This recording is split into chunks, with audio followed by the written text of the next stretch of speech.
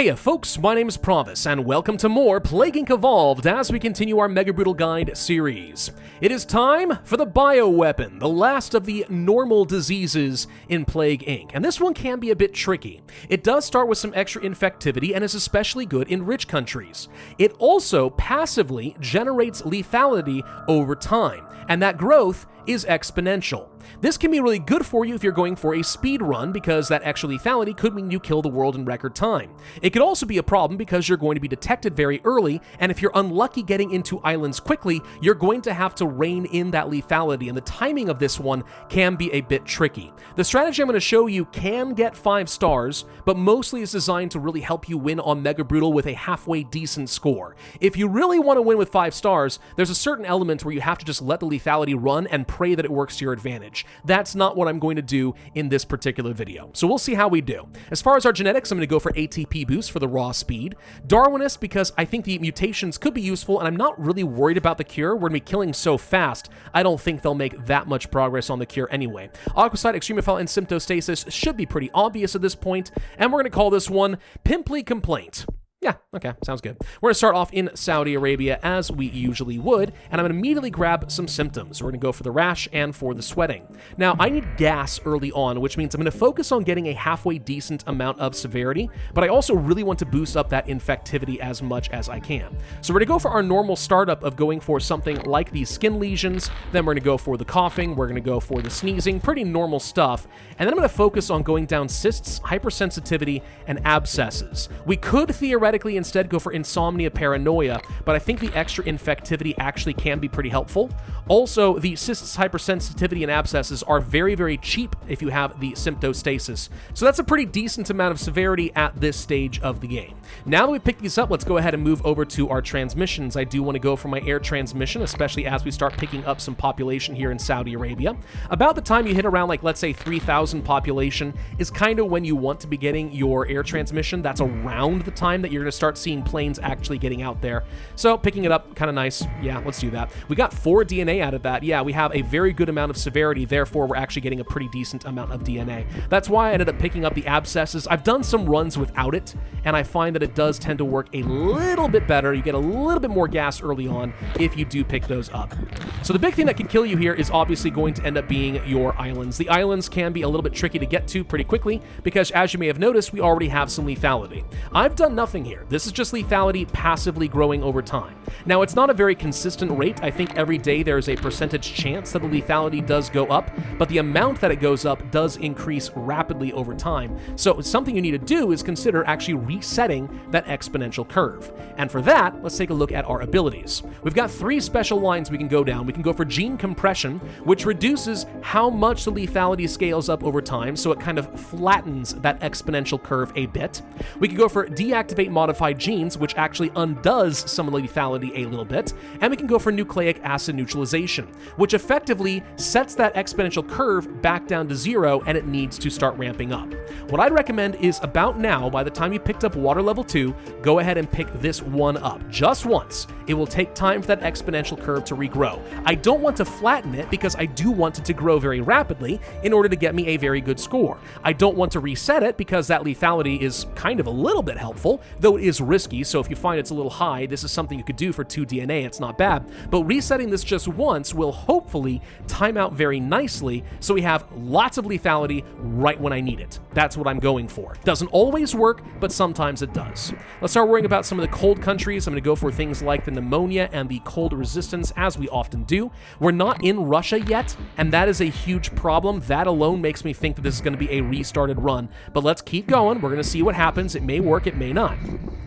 Getting a lot of red bubbles now, that's looking pretty solid. Now we're going to go forward with some drug resistance, as you normally would, because we do want to make sure we are effective in those rich countries. Now, the bioweapon is especially good in them already, so with you, the drug resistance plus the extra infectivity in rich countries and that lethality, we in theory are going to be killing the world's cure progress pretty quickly, which is one of the reasons I'm not really that worried.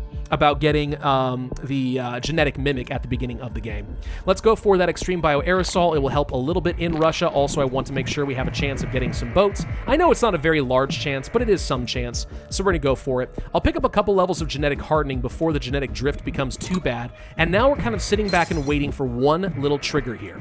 I want to see Russia start hitting that exponential growth phase. That's all I care about. Our lethality is growing, so that exponential curve has picked back up. All I'm looking for right now is when is Russia going to start going exponential? Oh, we actually got into Greenland early. Well, never mind. It's actually not an issue. We're just missing Ukraine and Morocco. Okay, that means we're going for necrosis and stuff right now. So what I was thinking is by the time that Russia starts growing at a couple million a day, that's when you hit necrosis. Don't wait for Greenland. You don't have time. Just wait for that moment, then pop the button. We got there a little early, pure luck, so I'm just going to go ahead and go straight for the necrosis. Doesn't always work out that way. Let's go for paralysis and coma before the exponential growth goes any further than that. That's going to help slow down the cure just a teeny little bit. I'm really not worried about getting into Morocco and into Ukraine. If you are, we could go for something like a little bit of heat resistance, but it's kind of expensive right now for not a lot of gain. So instead, I'm going to be going for something like total organ failure as soon as I have the DNA, because now that we have necrosis, we've kind of reached that point where I just want to infect and kill as quickly as we can, just to slow down that cure and stack up a lot of extra DNA points. So we're in Ukraine. Morocco's now the only country still holding out on me, but with the extra infectivity in Algeria, I think our chance of getting in there is pretty good. In order to get a better score, I might deviate a little bit and go for birds. I would not normally advocate for this, but I'm going to try just to boost up my land transmission. We did get inflammation for free. I would also normally advocate going at this point for insomnia, paranoia, seizures, and insanity. Since we got inflammation, I can skip these two. Let's just go straight to the seizures and to the insanity, and that's going to slow down that cure just a little bit further again. There's Morocco, so we're in every country in the world. Now it's just a matter of actually infecting them quickly. Let's go ahead and do one level of heat resistance. That should speed things up pretty greatly. And then at this point, how much DNA do we think we need in order to get all of our genetic reshuffles? I think I can afford one more level. I wouldn't normally advocate for this either. It just happened to work out this way where I'm a little bit slow in some places. I'm looking at Morocco and I saw that we were killing a little too quickly and that scared me. But the necrosis is now picking up, so we're going to be fine. Let's sit back. The world is mostly dead. Now that the world is mostly dead, genetic reshuffle becomes a fair bit cheaper. We can pick up a couple of levels there. That sets me back down to 31%. The last level, still going to be 36 DNA. I don't think we're ever going to be able to afford that, so let's just sit back. Now, what I want to point out is, yes, we did go for things like coma, we got insanity, we got total organ failure. That should have left me about here in terms of our lethality. All of this ended up being free, and it's only growing faster and faster over time. That's why I picked up this one level, trying to get the exponential curve to kick in right when I want it to. You could theoretically skip this, never pick up any of these abilities, and pray the lethality works out. That just takes too much luck for my taste of getting into places like Greenland. But if it does, you tend to get something like 5 stars. So that's up to you. If you really care about a 5-star victory, don't pick up any abilities at all. But I recommend doing at least one. 331 days. We did beat this within a year. That's not too bad. I think my record is around 280 days or something like that. 32% cure progress is acceptable. 75,000 score. We weren't that far off, honestly, of being able to hit a 5-star victory. Just a little bit faster, a little more luck would have been fine. If I had not done that exponential curve reset, I actually think there was a good chance we would have made it. It's just a question of, were we going to get an early boat into Greenland? We did this time, no guarantee you do every time. But other than that, the bioweapon ends up being a pretty fast scenario. It's not really that hard. The extra lethality actually makes it fairly easy to beat the cure. So it's just a matter of finding that timing, that perfect timing, getting early severity to so you have extra DNA, and then just kind of letting it go from there. Past scenarios, I've tried like really focusing heavily on the abilities, constantly managing the lethality and resetting it, but it really just slows you down too much. So if you want a good score, try this. See how well it works for you. And that's it as far as the normal plagues in Plague Inc. Now we're going to move on to the Simian Flu and the Shadow Plague, and then hopefully in the near future, Endemic has announced there's going to be a new disease type added into the game.